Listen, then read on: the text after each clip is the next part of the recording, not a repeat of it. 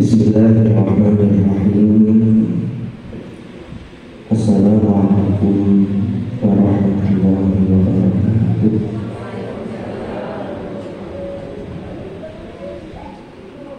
Alhamdulillahirabbil alamin. Wa bihi nasta'in ala umuri dunya waddin. Wassalatu wassalamu ala asyrafil anbiya'i wal mursalin sayyidina Muhammadin wa ala alihi wa sahbihi ajma'in. Amma ba'd. Yang terhormat jajaran pembina Yayasan Khairiyah Hasyim Sebelah Jombang,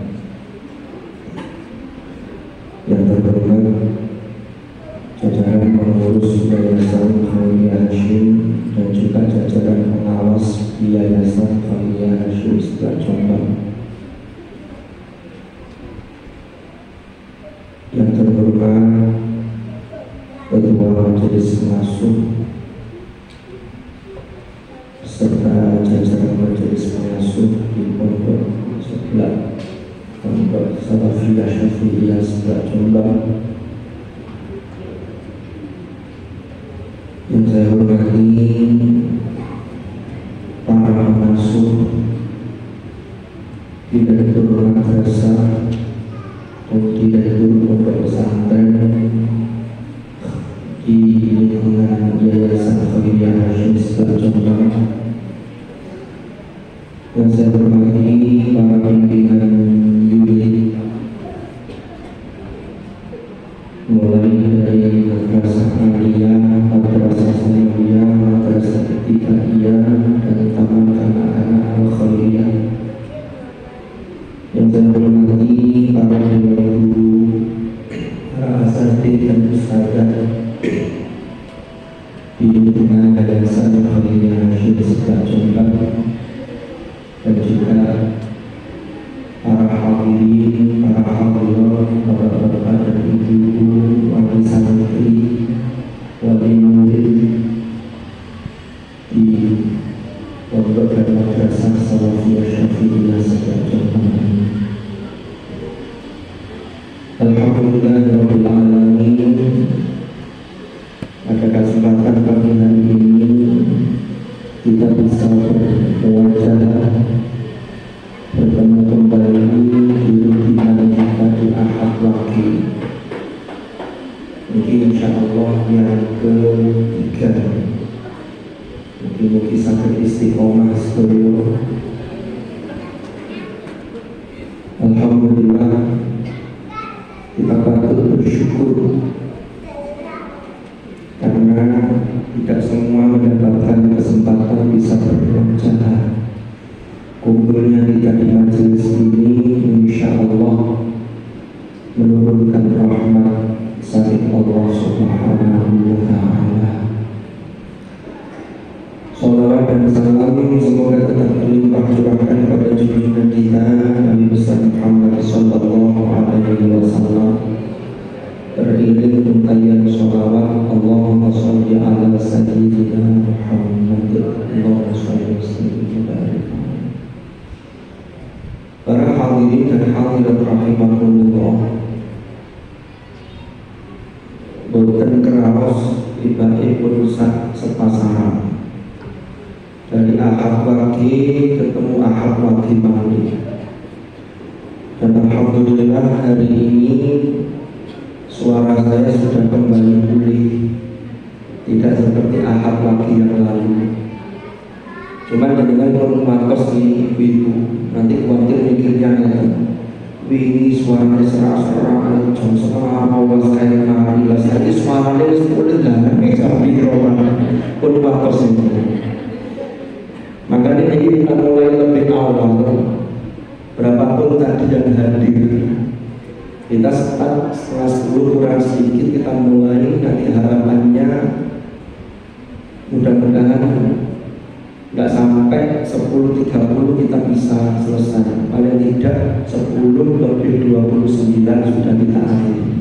Berarti kan belum setengah 11. Sehingga para ibu-ibu, emak-emak ini selalu sakit melanjutkan aktivitasnya. Sebenarnya ngocok sampai kemudian terus aku gak teko lagi ngaji kok sowe ngomong-ngomong. Ini jangan sampai, karena niat kita itu untuk menjalin silaturahmi. Sekaligus kita menduduk rahmat Allah melalui istighfar, sekaligus ada majelis ilmu. Karena majelis ilmu itu orang-orang itu yang dikatakan oleh Hadratul Rasul Sallallahu Alaihi Wasallam. Beliau itu pernah dawuh kepada para sahabat-sahabat beliau, kalau kalian melewati taman-taman surga, maka berhentilah untuk menikmati taman surga itu. Ini terjemahan Allah, terjemahan bebas.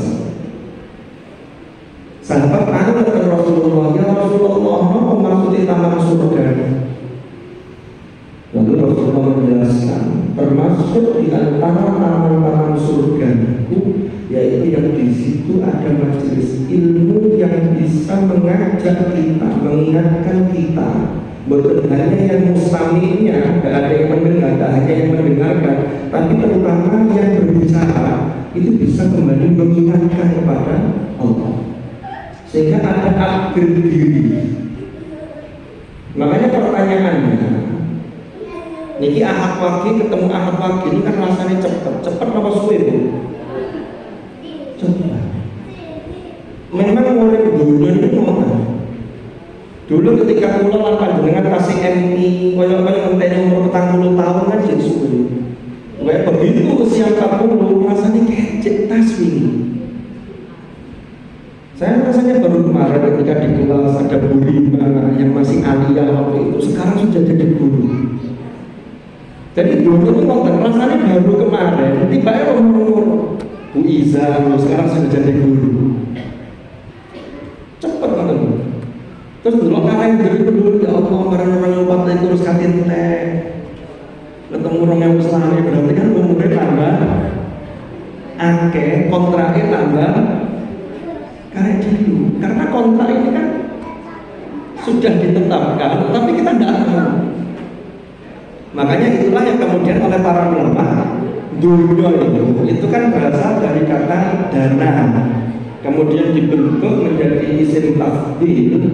Dunia itu bentuk muannas, maka dunia itu maknanya yang terdekat, yang hina, yang rendah. Soalnya apa? Dari sisi waktu saja itu terasa cepat. Yang umur paling tua itu 100 itu kan gue kok harus. Nek cerita nang buku nih, cerita zaman perjuangan itu nih alih, gak menarik kelas banget.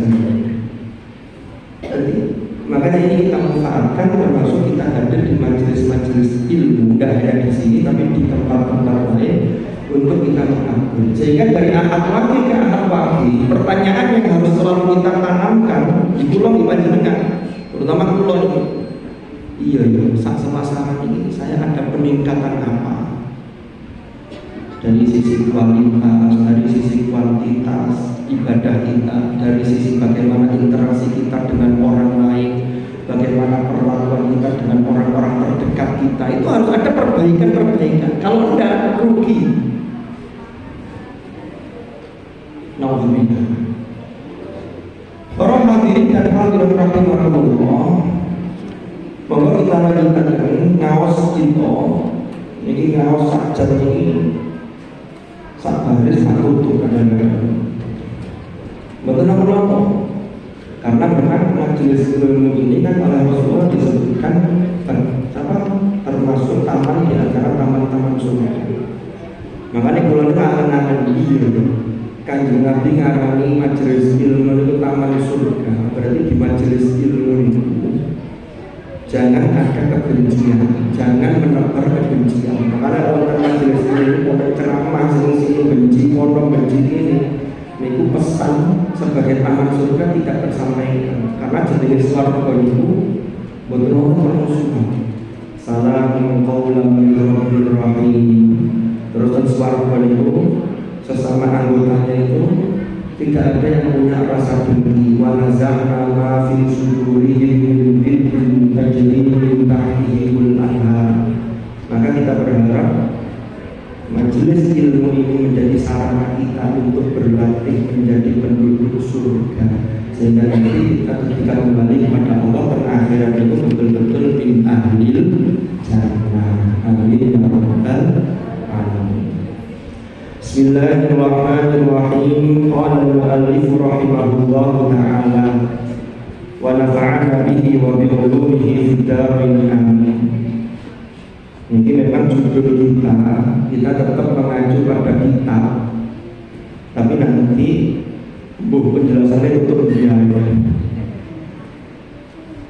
Mohon para rawuh, para bapak, para ibu, ikan rawuh sambil bawa kitab itu lebih baik. Insya Allah berlarang kita pada berlalu ini begini, namun kalian itu ngatus. Ini enggak, saya masih ada tulisannya 2.700. Belinya tanggal 16 Mei tahun 1997. Dengan titik pulau monggo, kalau itu ngatus. Mari kalau papasan, nek ono. Jadi kira-kira itu ngatus. Dengan bayangan kalau itu ngatus dikengken tulis ngeten dados tambahan jenengan sing ditus nulis. Cuman kemarin saya tanyakan tadi, saya tanyakan Gus Riza, putranya Gus Zaki. Itu yang kitabnya itu sekarang harganya 18.000. Juga dengan ngasih kitab, terus dimaknai, terus ditulisi penjelasannya. Ini saya dulu ketika mau dulu ini orang-orang yang mau kita pinggir, karena itu kita ketika sejarah, ketika dulu zaman kasih mondok, dan itu masih tersimpan hari ini. Ini bab ini ngaji Gus Sison tanggal 16 Mei 97 pukul 16.29 lebih 50 detik untuk tulisannya. Cuman waktu itu ngaji langsung, bukan ngeten ini kan situ-situ dijelaskan. Bismillahirrahmanirrahim. Kita melanjutkan hadis pertama yang dikutip oleh Hadratus Syekh Kiai Haji Hasyim Asy'ari. Kemarin kita sudah membahas satu dari 3 hal yang menjadi hak bagi anak, yang itu adalah kewajiban bagi orang tua. Faqad ruwiya an Aisyah radhiyallahu anha an Rasulillah sallallahu alaihi wasallam qala haqqul waladi ala walidihi. Yang pertama, an yuhsina ismahu. Ini yang sudah kita bahas kemarin. Sebelum melanjutkan yang kedua, orang-orang, ada satu hal yang perlu kita kupas. Niki di hadis niki Rasulullah dawuh ngeten, haqqul walidi ala walidihi, haqqul waladi ala walidihi. Walid niku dalam bahasa Arab itu diartikan dengan bapak. Dan walid niku bapak kandung. Niku beda dengan abun. Kalau ab dalam bahasa Arab itu bisa dipakai untuk bapak kandung atau untuk bapak yang bukan kandung, bisa paman, itu bisa pakai abu. Kalau walidatun itu ibu kandung. Kalau ummun itu bisa kandung, bisa tidak. Makanya para istri Rasulullah itu disebut ummahatul mu'minin, yaitu ibunya orang-orang beriman, dalam arti ibu bukan ibu kandung. Tapi karena ini ummahatul mu'minin, maka mendapatkan kehormatan yang luar biasa. Dan para istri Rasulullah itu tidak boleh dinikahi oleh selain Rasulullah setelah Rasulullah wafat, karena posisinya seperti ummahat tadi. Kita lanjutkan. Yang ingin keluar sampai akan di dalam sabda Rasulullah mengatakan ala walidi. Walid berarti bapak. Apa pesan pendidikan anak termasuk yang paling bertanggung jawab dalam sebuah keluarga ini bapak. Berarti ibu nyantai dulu, nanti dulu. Jadi kita bicara soal tanggung jawab yang paling utama. Makanya doa pernikahan itu Rasulullah yang doa kan barakallahu lak. Asli teksnya itu bukan barakallahu lakuma, enggak, tapi barakallahu lak wa baraka alaik baru wa jama'a bainakuma fi khair. Ini kalau kita lacak memang tanggung jawab yang jangan itu berat.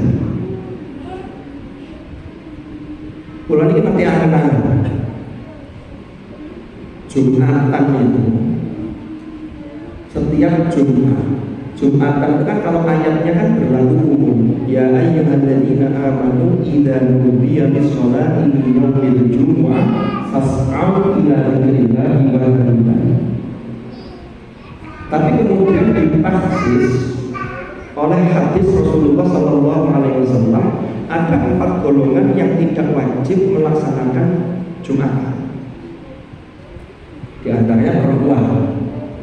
Tapi bagi laki-laki yang sudah memenuhi syarat wajib, ya wajib Jumatan. Sekaligus kalau tidak ada Jumatan, ada kriteria tertentu wajib mendirikan dan mengadakan Jumatan.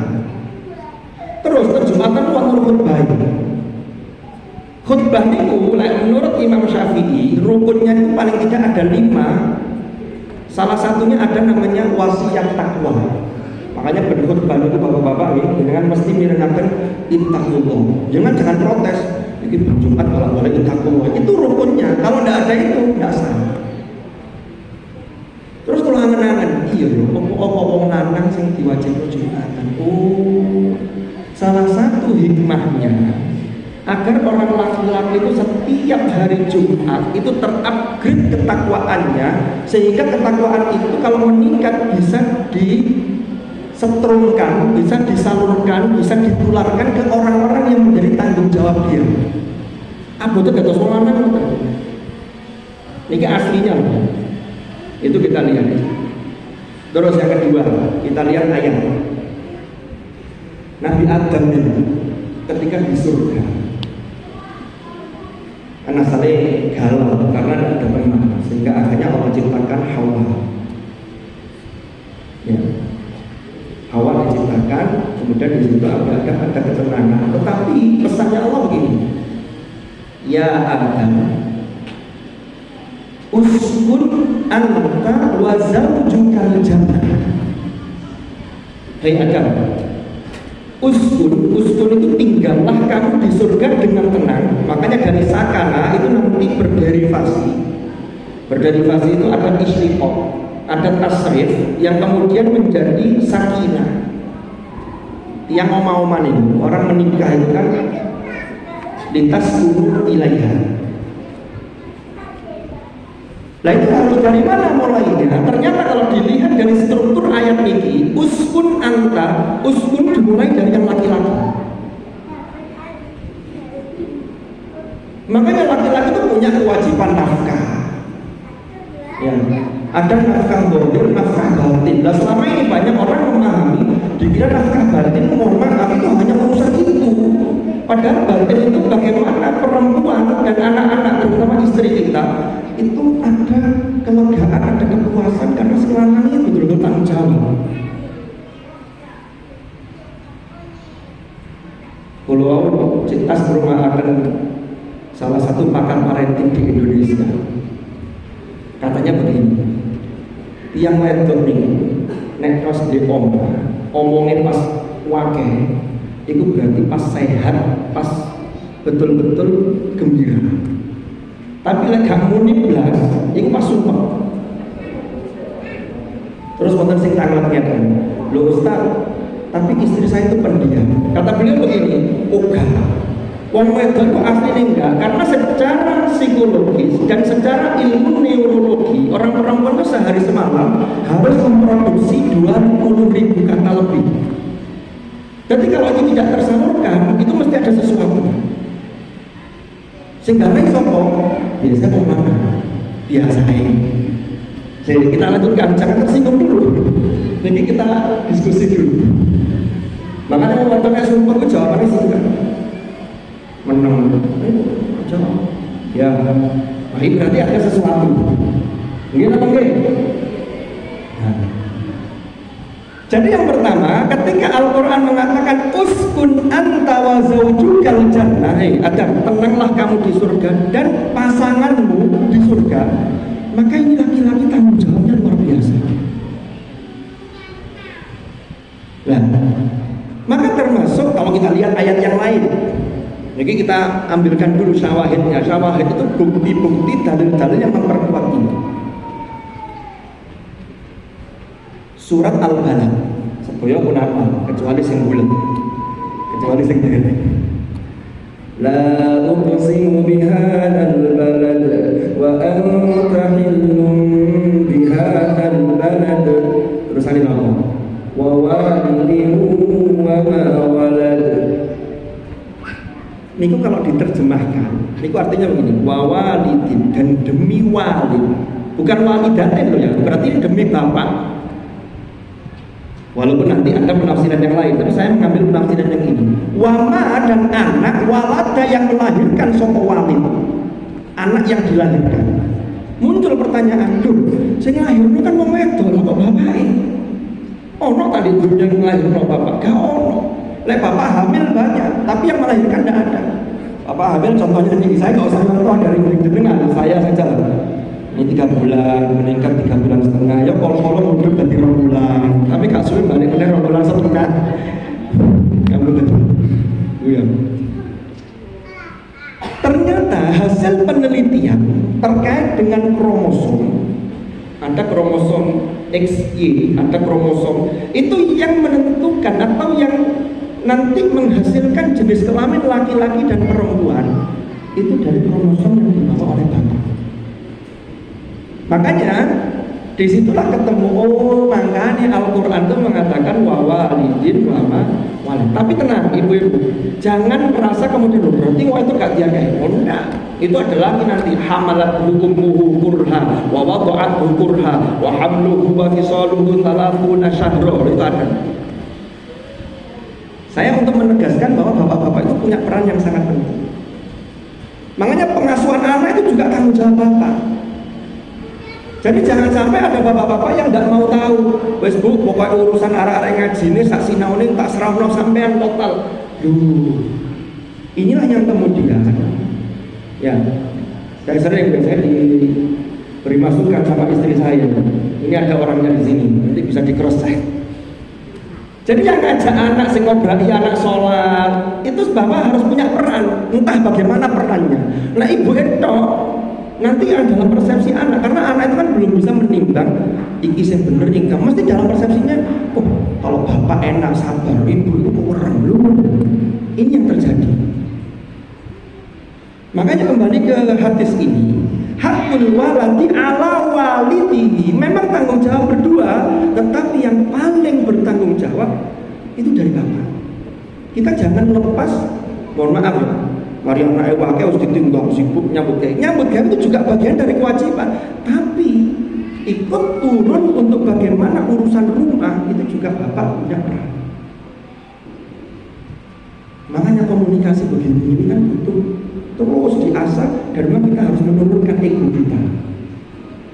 Kalau kita nggak mau menurunkan ego kita, bodoh-bodoh ego ini dukur, wedok dukur, tidak selesai. Padahal kan satu organisasi, rumah tangga itu kan organisasi, itu harus punya visi yang sama. Ini tujuannya kemana? Maka untuk mencapai visi itu, misi yang harus dilakukan seperti apa? Itu ada deal-dealan. Kalau enggak, emang investasi kita ini, anak-anak kita ini yang emang Allah sudah mengamanahkan. Betapa banyak di luar sana orang yang tidak diberi anak, diuji oleh Allah, tidak amanai anak, itu kepengin dua anak. Nah kok banyak sih dua anak kemudian dititipkan karena alasannya anak adalah titipan. Maka tak titip no soalnya karena anak adalah titipan Tuhan. Nah ini Kalaupun kita ada tuntutan untuk bekerja, tapi tetap ada proporsi yang jangan dihilangkan sama sekali. Ini penting. Jadi kata kuncinya di situ. Nah, kembali ke ala walidihi. Yang pertama an yuhsina ismahu. Yang kedua ini, kita sekarang masuk yang kedua. Wa yuhsina murdi'ahu. Ahsana yuhsin itu berbuat ihsan, memperbagus. Tapi dalam arti ini kalau kita lihat dari kata-kata ahsan yuhsin dulu ya. Suatu ketika Rasulullah itu kan ditanya oleh malaikat Jibril yang menyamar sebagai manusia. Itu di hadis yang kedua di dalam Al-Arba'in An-Nawawiyah. Jibril datang menyamar sebagai orang yang putih, bersih, pakai pakaian putih di hadapan Rasulullah, lalu minta dijelaskan, ya Muhammad, akhbirni anil iman, akhbirni anil Islam, akhbirni anil ihsan. Ihsan itu kata Rasulullah, anta udallaha ka'annaka tarahu fa illam takun tarahu fa innahu yaraka. Sehingga ihsan itu implementasinya adalah memperbagus sesuatu melebihi dari kadar yang biasa. Itu ihsan. Ada satu kitab yang ditulis oleh Sultanul Ulama Asy-Syaikh Izzuddin Ibnu Abdissalam. Ini yang sering dikutip oleh Gus Baha. Judul kitabnya Syajaratul Ma'arif. Kitab Syajaratul Ma'arif itu kuat-kuatnya Syekh Izzuddin Ibnu Abdissalam itu singkat tapi padat. Beliau mengambil satu ayat, tapi ini kalau dijelentrehkan itu untuk khutbah bisa 2 kali khutbah atau 3 kali. Itu saking alimnya Syekh Izzuddin Ibnu Abdissalam. Isinya tentang apa kitab itu? Isinya tentang ihsan, baik ihsan kepada sesama makhluk, ihsan kepada Tuhan, ihsan kepada makhluk lain selain manusia, itu juga berbuat ihsan. Makanya dalam surat Al-Qasas niku Allah dawuh wa batati fi ma ataqallahu darul akhirah wa la tansa nasibaka minad dunya. Lanjutannya apa? Wa ahsin kama ahsanallahu ilaik wa la tabghil fasada fil ardh innallaha la yuhibbul mufsidin. Katanya kata-kata yang perlu kita garis bawah itu ada di wa ahsin kama ahsanallahu ilaik. Allah itu pasti berbuat ihsan ke kita. Nopo? Seandainya Allah itu memberi nikmat dan anugerahnya itu sebatas ibadah kita tidak dapat apa-apa. Karena ibadah kita yang ini. Sholatnya kadang-kadang ya rada kene. Dungo sing temenan, ngaji sing sampai temenan, yuk kadang-kadang kena kesibukan-kesibukan yang lain, yuk gak paten. Itu kalau Allah tidak berbuat ihsan ke kita, kalau mau kayak gitu. Tapi kan Allah itu Allah itu mencontohkan ihsan yang luar biasa, sehingga kita itu diberi apresiasi walaupun kita ini belum maksimal, tapi sudah ada usaha. Itu Profesor Quraish Shihab itu pernah memberi gambaran itu begini. Ono wong tua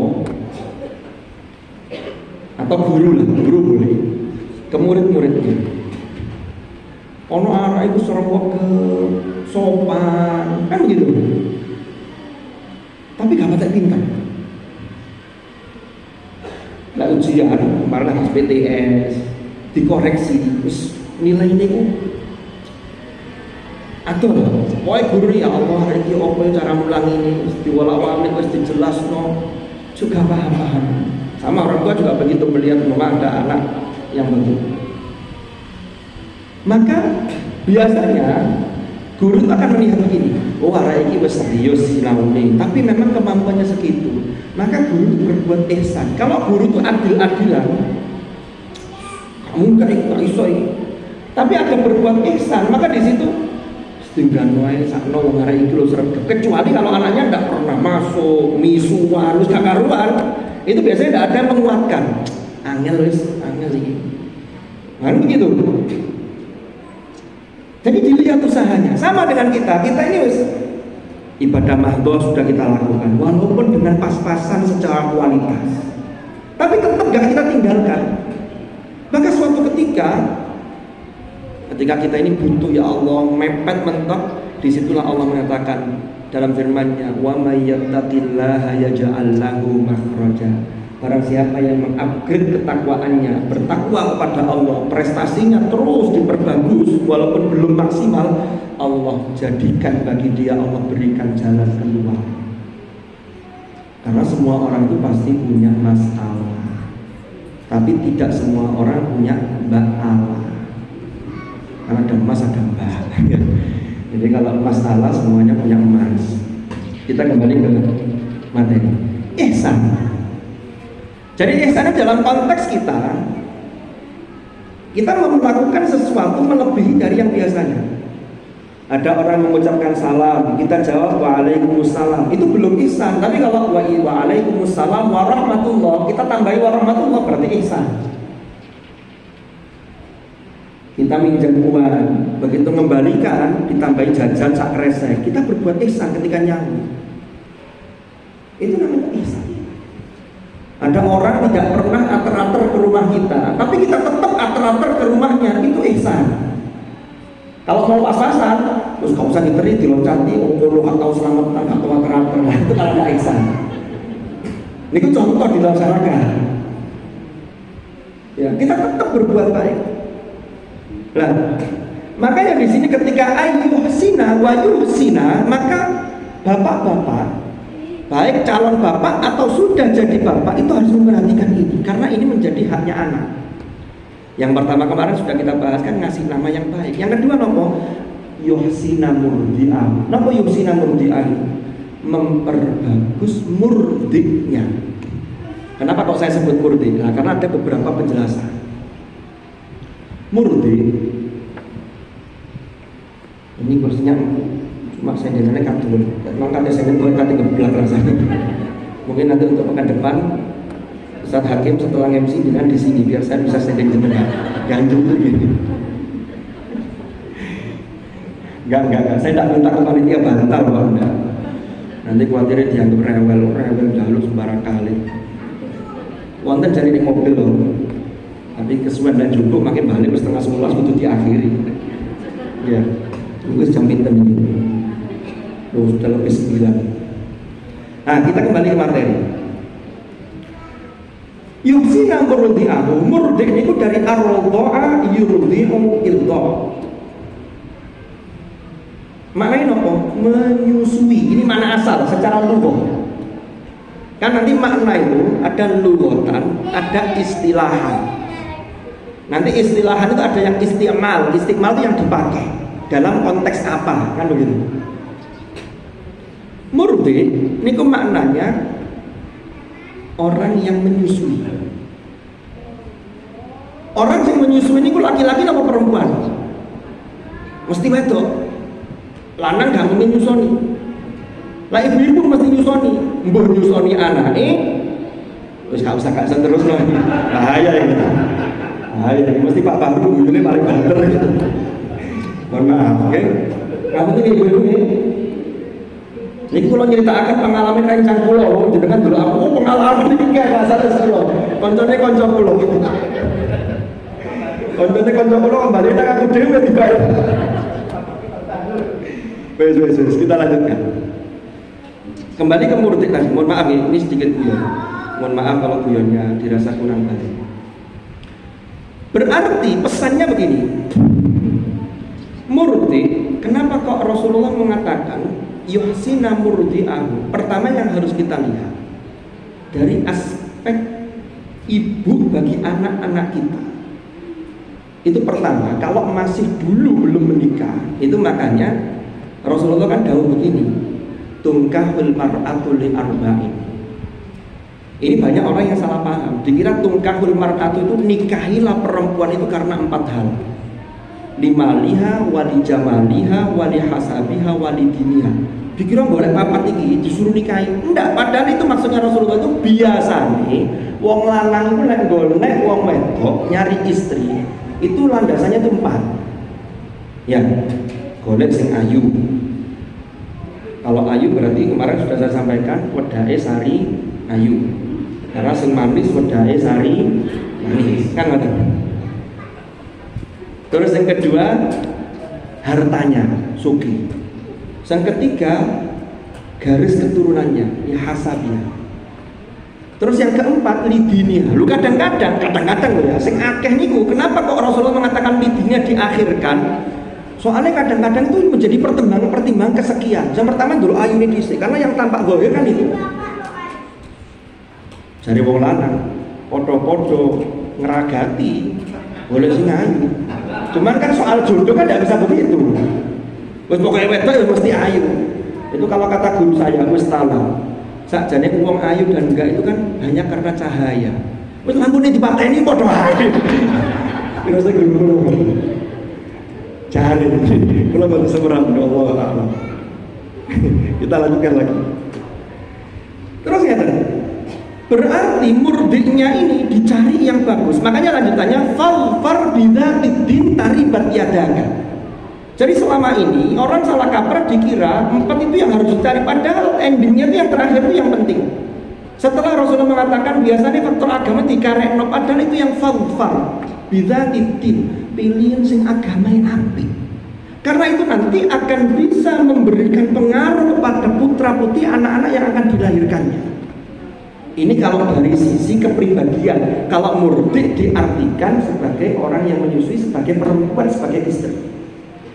Ini sudut pandang pertama. Jangan nek mau kitab niki terjemahan ini, itu ya hanya dapat begitu terjemahannya wis ngono tok. Saya baca salah satu terjemahan itu mendapatkan ASI yang baik, padahal tidak hanya sekedar ASI. Terus yang kedua,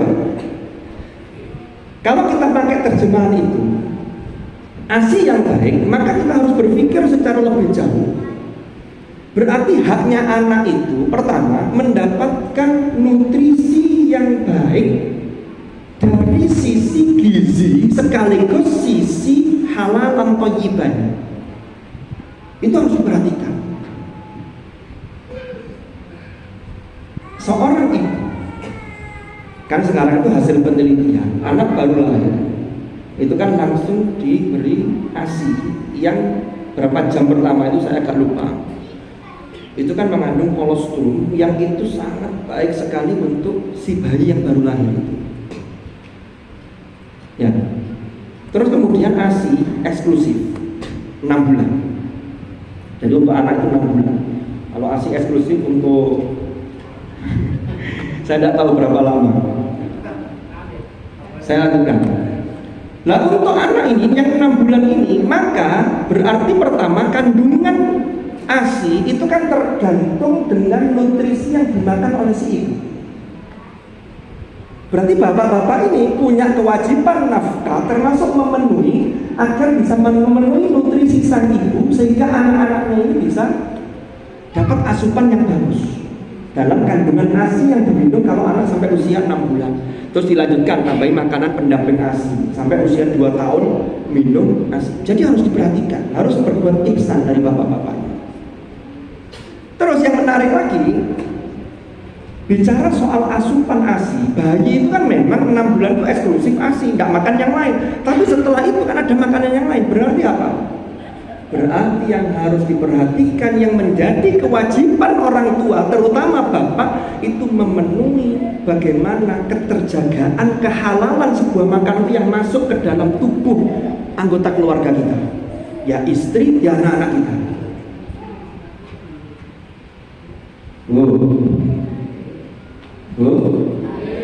Berkesal Pak, berkesal. Alhamdulillah. Lanjut geng. Dari setengah 11. Kedikmat. Berarti apa? Kenapa Rasulullah itu mengingatkan betapa orang tua itu harus memperhatikan soal makanan? Saya datangkan syawahid. Kalau datangkan syawahid itu bukti lain dari hadis.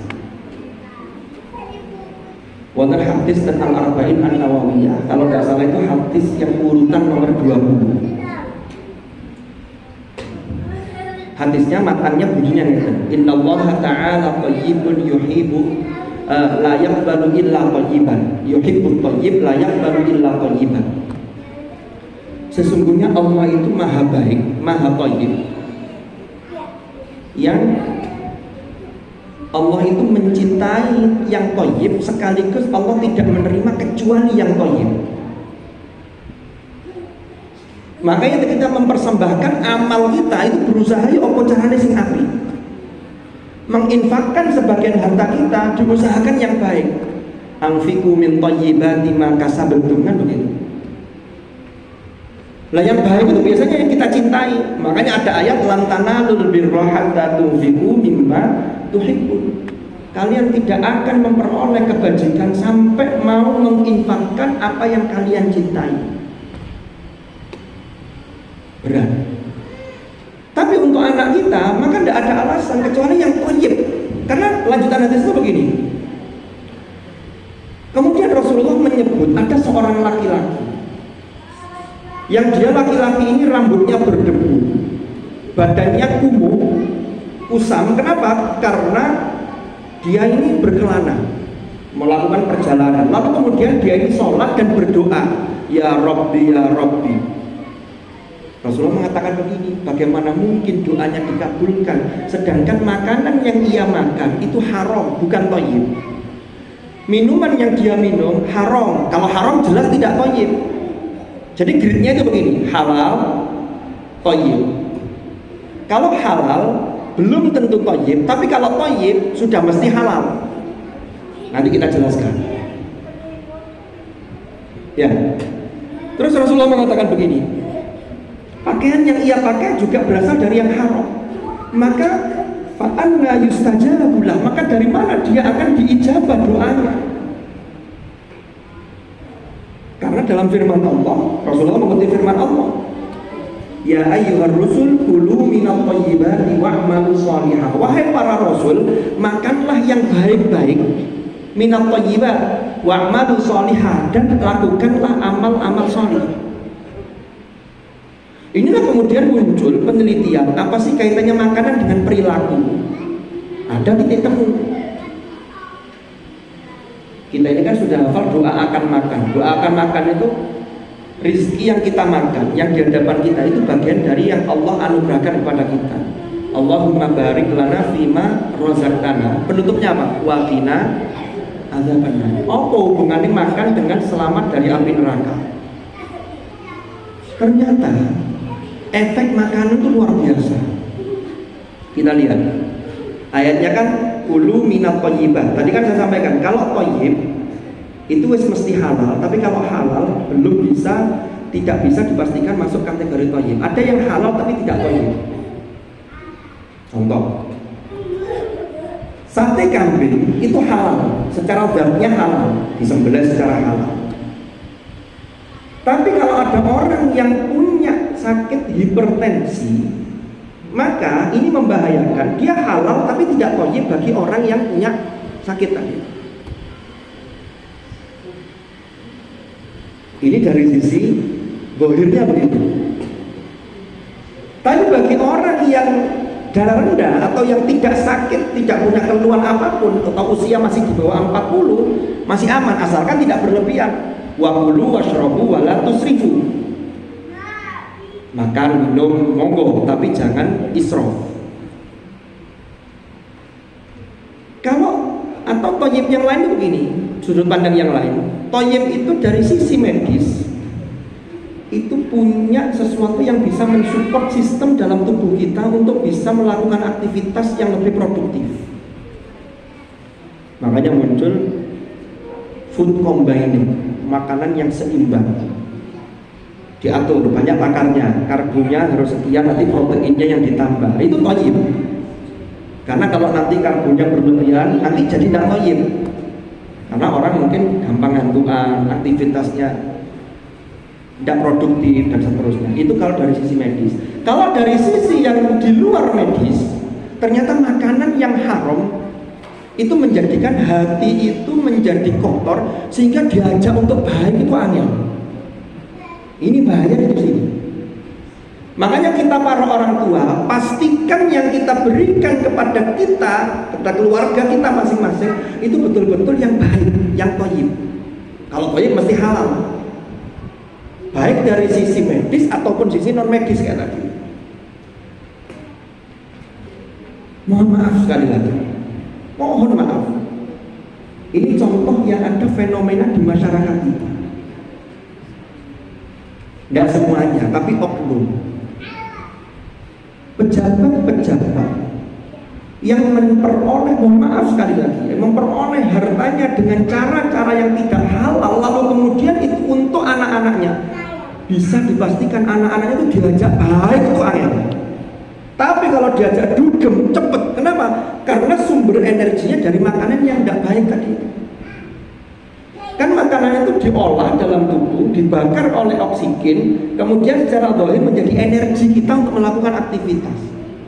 Tapi kalau yang dimakan itu baik, maka nanti akan mensupport, dilingno gampang, diajak baik itu juga gampang. Itu pengaruh makanan. Makanya tepat ketika Rasulullah mengajarkan doa akan makan itu ditutup dengan waqina adzabannar, untuk mengingatkan kita, ya Allah barik lana fima rozaqtan. Nek makanan haram masih ndonga ping 1000 barik lana, enggak bakal turun barokah itu. Dampaknya apa?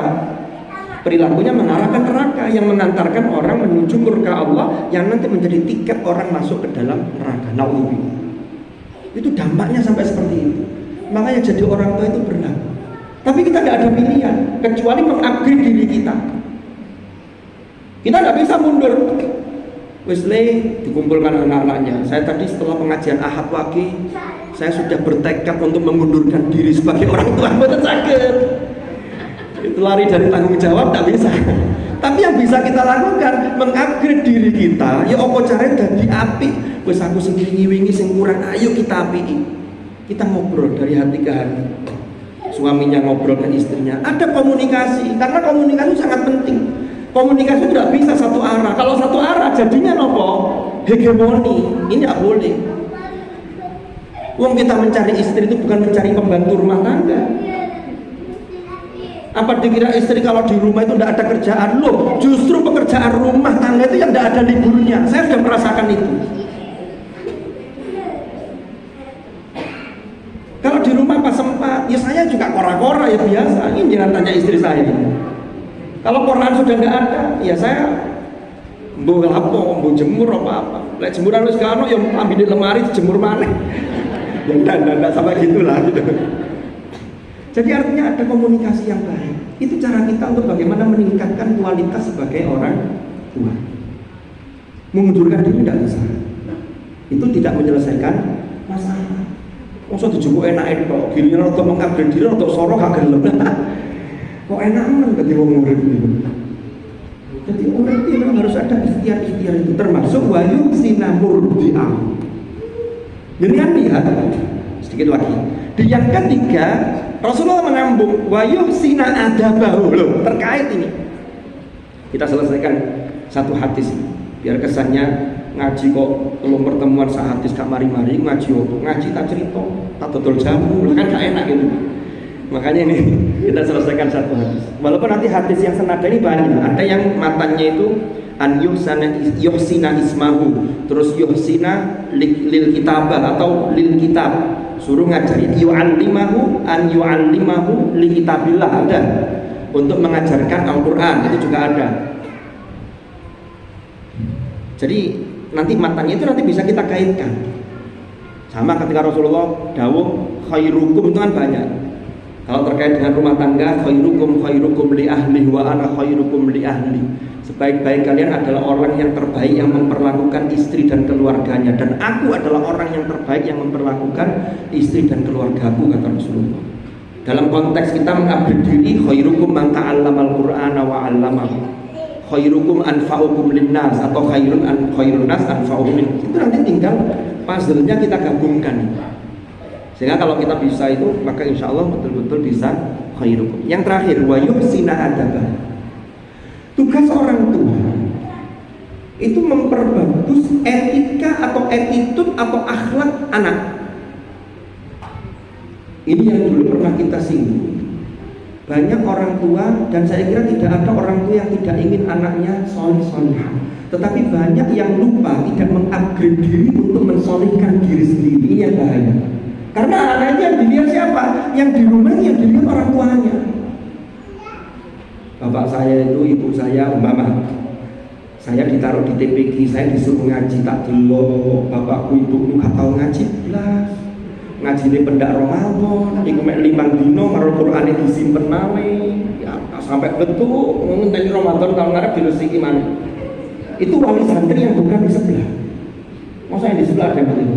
Wong itu kok. Kakak kosong aku di sini. Di sini bukan tempat pengakuan dosa. Nggak usah. Kita nggak nunjuk satu-satu, nggak. Tapi monggo lah kita ini introspeksi. Ya Allah, aku ini anak-anakku ngaji, mosok ya aku gak ngaji. Makanya saya itu pernah cerita. Ada salah satu security satpam di UIN. Tiba-tiba menemui saya, Pak Ustadz, saya pengen belajar ngaji. Dan jangan betul sibuk, boten nanti kalau saya jam 2 setelah saya tugas security, saya pengen ke HTQ, kan ada kantor namanya Hayat Tahfidz Al-Quran, aku pengen belajar ngaos. Di saya ngomong. Akhirnya saya penasaran, dengan nopo pengen ngaos. Ternyata jawabannya apa? Ngeten Ustaz. Anak saya itu cuma 1. Sekarang anak saya itu mondok di Gubuk Kelaka, di Yai Nur Hasanuddin. Ini hak ini. Anak saya itu sekarang menghafalkan Quran, bacaannya bagus.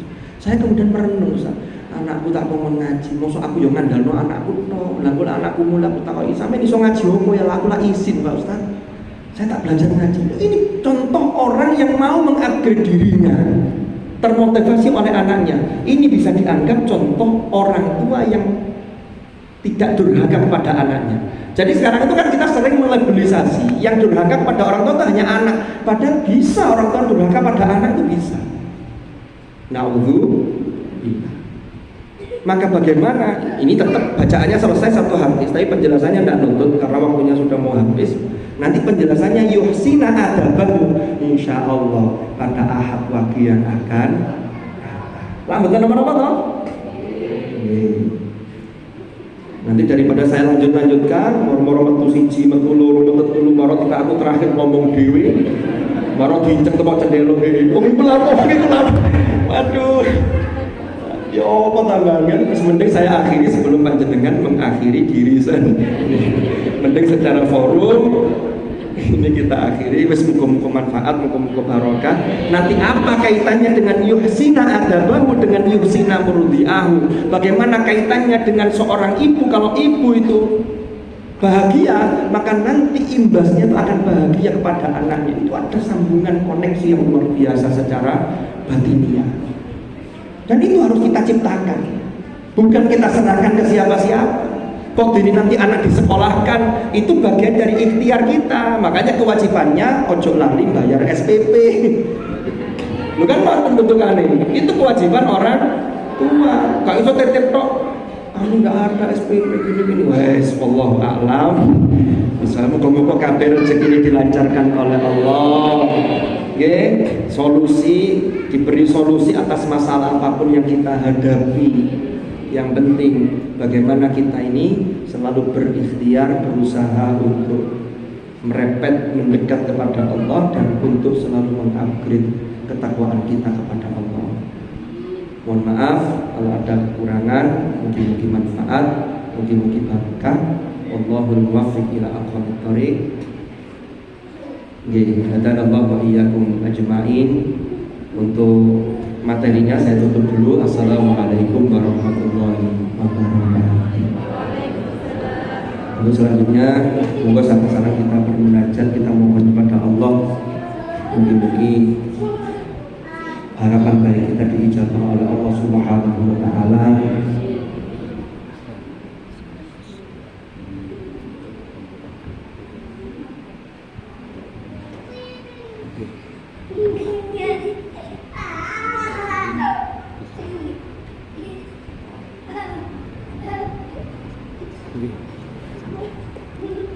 Mungkin apa yang kita laksanakan ini saestu sakit mendulut rahmat dan ridho Allah Subhanahu wa taala, sehingga hidup kula lan panjenengan sedaya keluarga kita tansah pinaringan barokah. Putra putri kita ditakdir menjadi dzurriyyatan thayyibah, putra putri yang salihah min ahli ilmi wa ahli dzikri wa ahli khair wa ahli sunnah wal jamaah. Dan nyuwun support doa saya panjenengan sedaya. Nanti insyaallah hari ini di launching untuk penerimaan peserta didik baru PPDB tahun 2025-2026.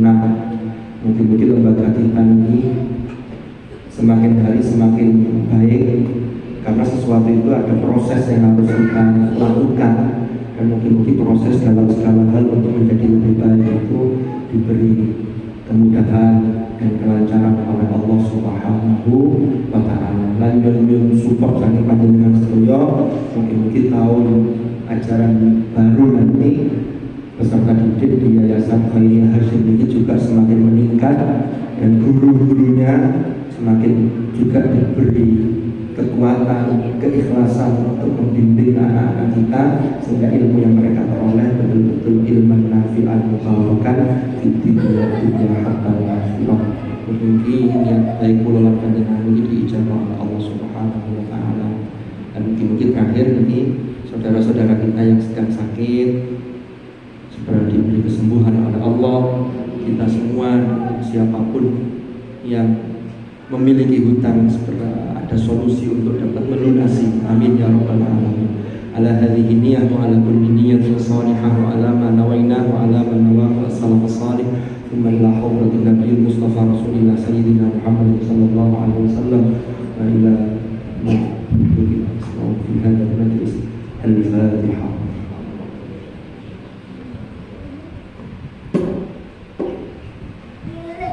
Bismillahirrahmanirrahim. Alhamdulillahirabbil alamin.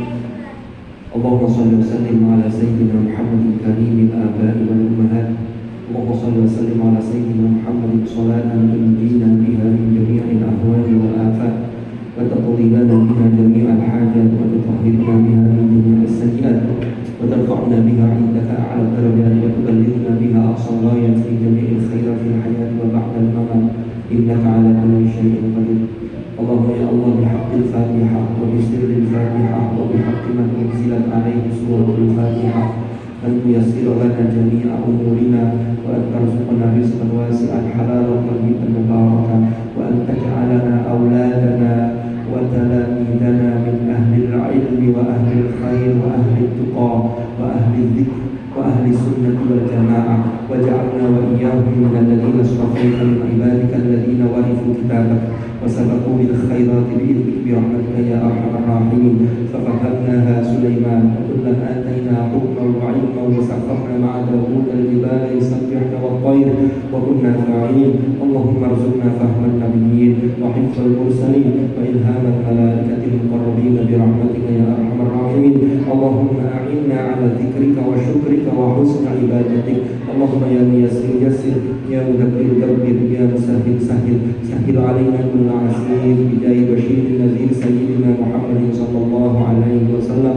Rabbana ighfir lana wa li ikhwanina alladhina sabaquna bil iman wa la taj'al fi qulubina ghillan lil ladzina amanu rabbana innaka ra'ufur rahim. Rabbana ighfir lana wa li walidina warhamhum kama rabbawna shighara.